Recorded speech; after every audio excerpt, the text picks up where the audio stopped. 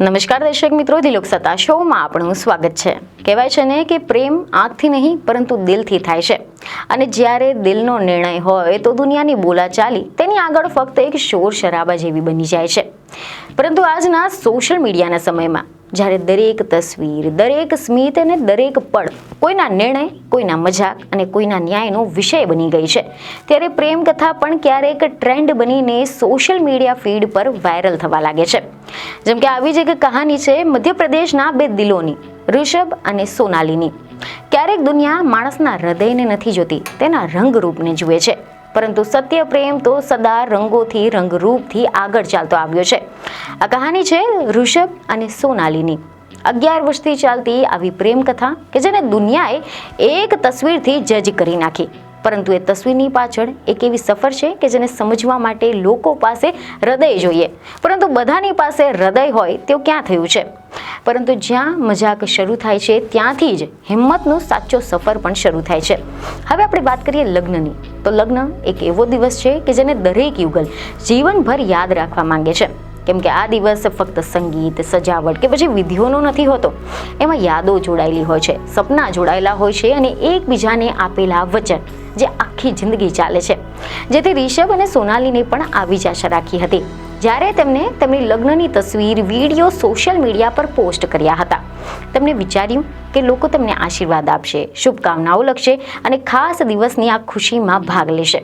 પરંતુ દુનિયા હંમેશા આપણી ધારણાઓ પ્રમાણે ચાલે તેવું ક્યાં બન્યું છે? ક્યારેક એ આપણો આનંદ નહીં પરંતુ આપણા દેખાવ, આપણા રંગરૂપ અથવા તો કોઈને કોઈક નાની ખામી, નાની તફાવત પર ધ્યાન આપે છે. અને બસ રિષભ અને સોનાલી સાથે પણ આવું જ થયું હતું. સોશિયલ મીડિયા પર તેમની તસવીરો અને વિડીયો પોસ્ટ થયા પછી શુભકામનાઓ નહીં પરંતુ રંગભેદી ટિપ્પણીઓ વરસાવવા લાગી હતી. કોઈએ લખ્યું ગુલાબજામુન કે સાથ રસગુલ્લા, કોઈએ લખ્યું દુલ્હનની પસંદગી કેવી છે, કોઈએ સંકેત આપ્યો કે છોકરો જરૂર સરકારી નોકરીવાળો હશે એટલે જ તેના સાથે લગ્ન થયા હશે. જ્યારે કેટલાકે તો દુલ્હનની પસંદગી પર પણ સીધો સવાલ ઉઠાવેલો, જાણે કે પ્રેમ પસંદગી નહીં પરંતુ કોઈ ડિગ્રી કે સોસાયટીના સર્ટિફિકેટ હોય. આ બધું જ વાંચીને સમજાઈ ગયું કે આ ફક્ત એક યુગલ પર થતા ટ્રોલિંગ ન હતું. આ સમાજમાં હજી પણ વસેલા નીચલા વિચારોની પ્રતિબિંબ હતું. આ જોયા બાદ રિષભ લાંબા સમય સુધી મૌન રહ્યો હતો. પરંતુ દરેક માણસની એક મર્યાદા હોય છે અને એક સમય પછી રિષભે પણ સોશિયલ મીડિયા પર પોતાનો જવાબ લખ્યો. તીક્ષ્ણ પરંતુ નમ્ર, દુઃખદ પરંતુ સત્ય અને એટલો જ સાદો કે હૃદયને સીધો સ્પર્શી જાય. તેમણે લખ્યું કે અમારે 11 વર્ષના સંબંધ પછી લગ્ન કર્યા. તમને નિરાશ કરવા માટે માફ કરશો, પરંતુ મારી પાસે કોઈ સરકારી નોકરી નથી. હું મારા પરિવારનો બિઝનેસ સંભાળું છું. મારી પત્નીની સુંદર જિંદગી આપવા માંગુ છું. કોલેજના દિવસોથી તે મારી સાથે છે. આજે મારી આવક સારી છે, પરંતુ તેને મને ત્યારે પ્રેમ કર્યો હતો જ્યારે મારી પાસે કંઈ પણ ન હતું. આ માત્ર જવાબ ન હતો, આ એક પુરુષની સચ્ચાઈ હતી, તેની ઈમાનદારી હતી અને એ પ્રેમનું પ્રતીક હતું કે જે દેખાવ કે રંગથી ક્યાંય અસર પામતું નથી.